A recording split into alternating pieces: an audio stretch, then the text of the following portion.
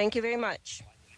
Madam Speaker, members of the Congress, ladies and gentlemen, Americans, friends, I'm proud to greet you from Ukraine, from our capital city of Kyiv, a city that is under missile and airstrikes from Russian troops every day. But it doesn't give up. And we have not even thought about it for a second. Just like many other cities and communities in our beautiful country, which found themselves in the worst war since World War II. I have the honor to greet you on behalf of the Ukrainian people, brave and freedom-loving people who for 8 years have been resisting the Russian aggression.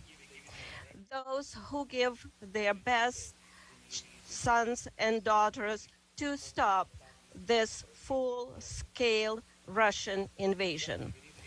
Right now, the destiny of our country is being decided. The destiny of our people, whether Ukrainians will be free, whether they will be able to preserve their democracy. Russia has attacked not just us, not just our land, not just our cities. It went on a brutal offensive against our values, basic human values. It threw tanks and planes against our freedom, against our right to live freely in our own country, choosing our own future, against our desire for happiness, against our national dreams, just like the same dreams you have, you Americans, just like anyone else in the United States. I remember your national memorial in Rushmore, the faces of your prominent presidents, those who laid the foundation of the United States of America as it is today, democracy, independence, freedom, and care for everyone, for every person, for everyone who works diligently, who lives honestly, who respects the law. We in Ukraine want the same for our people. All that is normal part of your own life.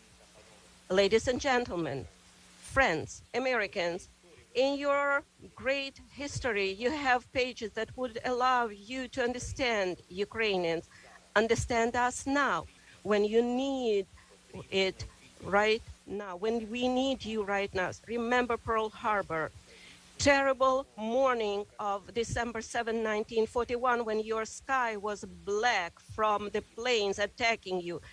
Just remember it.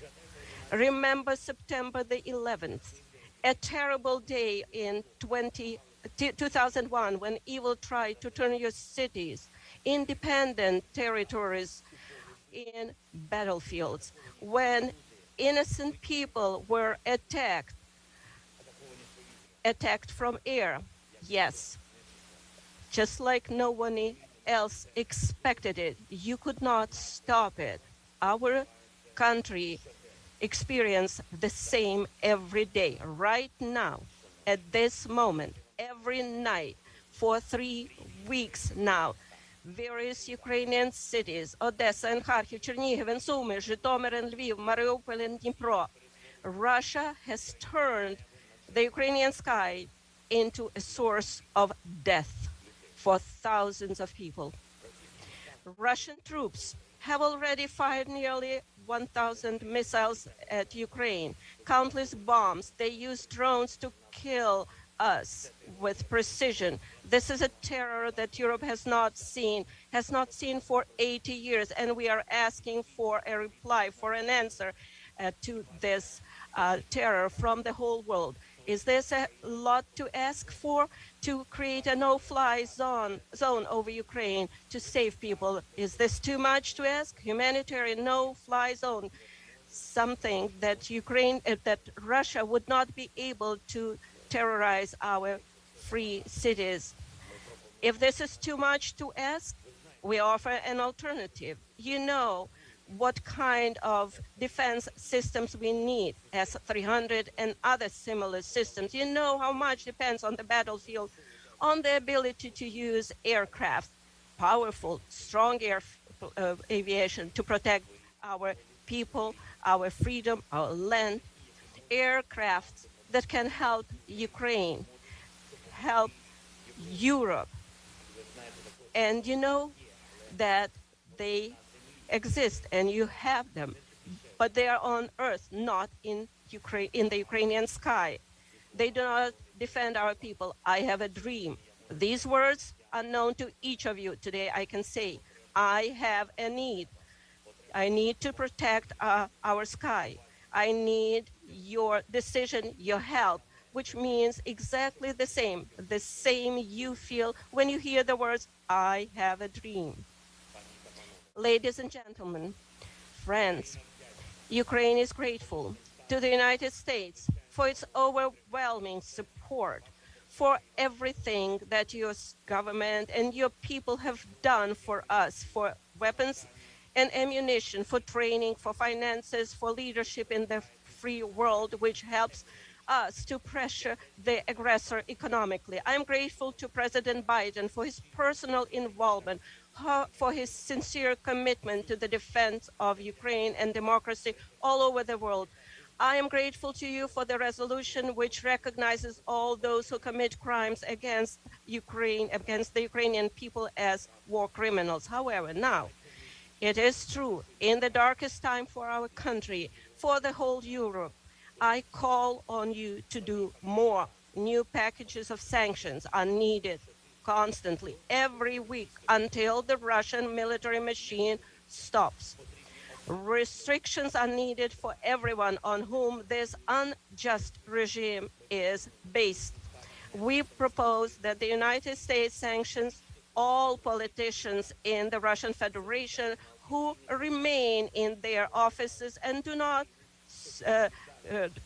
cut ties with those who are responsible for the aggression against Ukraine, from State Duma's members to the last official who has lack of morale to break the state terror. All American companies must leave Russia from their market, leave their market immediately, because it is flooded with our blood.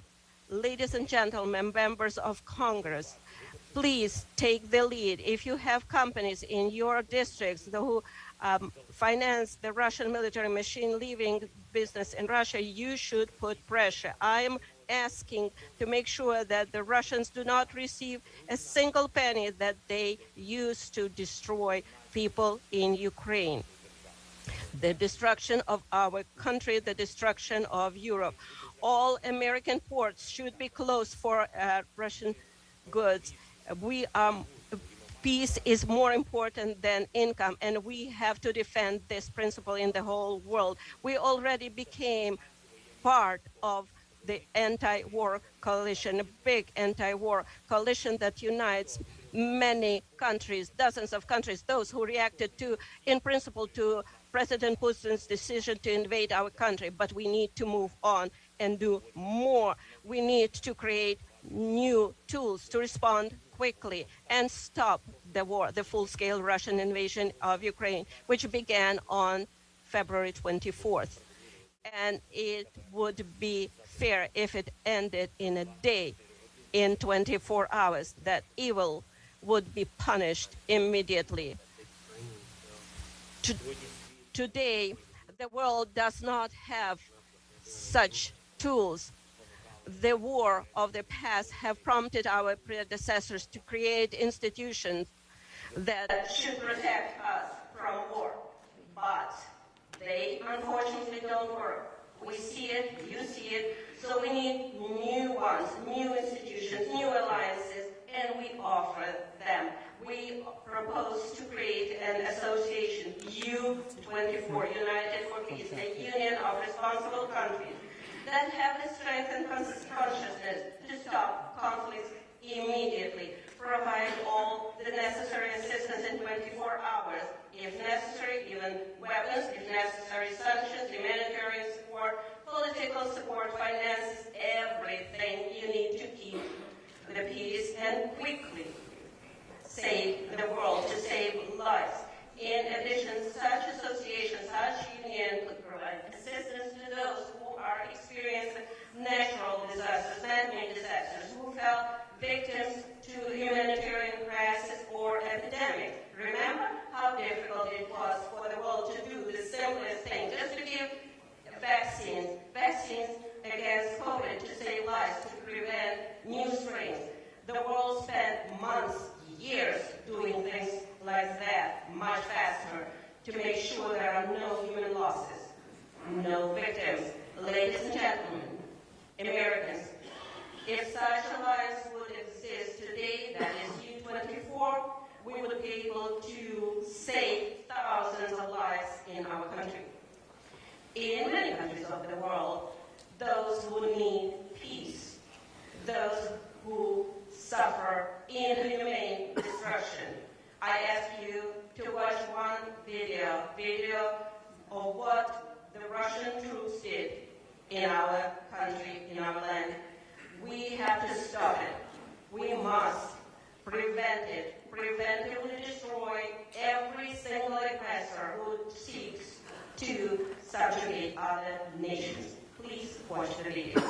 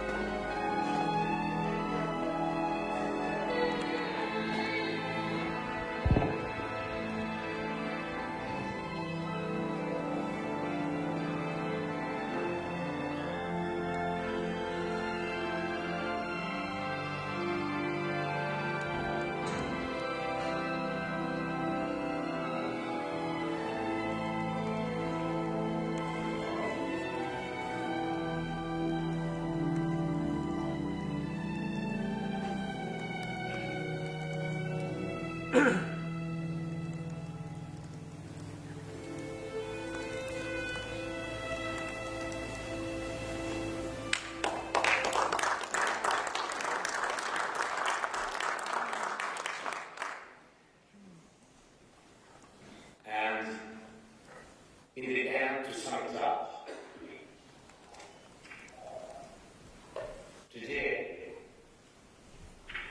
it's not enough to be the leader of the nation. Today it takes to be the leader of the world. Being the leader of the world means to be the leader of peace. Peace in your country doesn't depend anymore only on you and your people.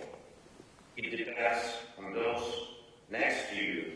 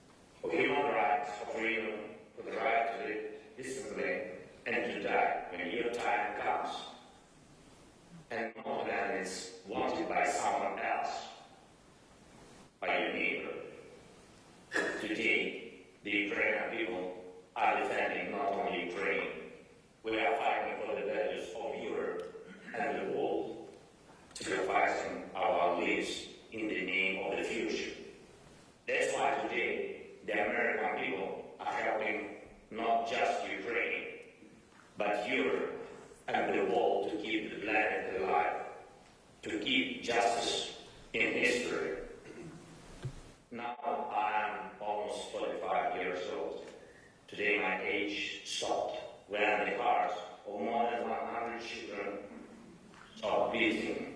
I see no sense in life if it cannot stop the death. And this is my main mission as the leader of my people, brave Ukrainians.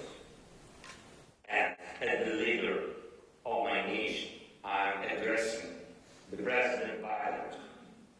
You are the leader of the nation, of your nation. I wish you to be the leader of the world. Being the leader of the world means to be the leader of peace. Thank you. Slava Ukraini.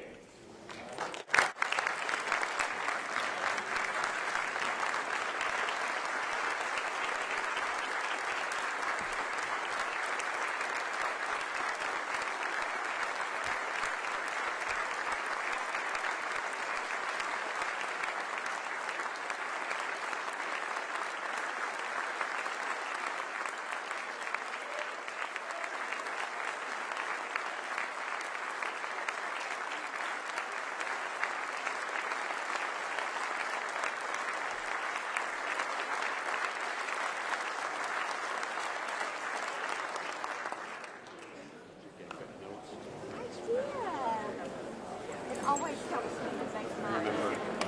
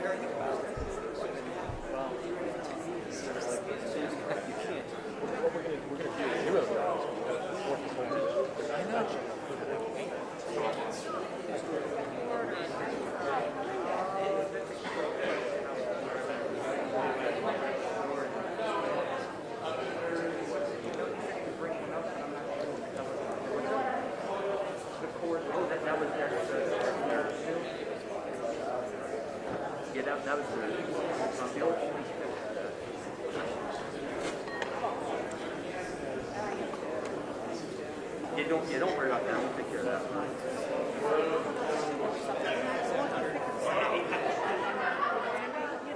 And I talked to my son. Do it though. My son was in the Marines. I know. And he's not.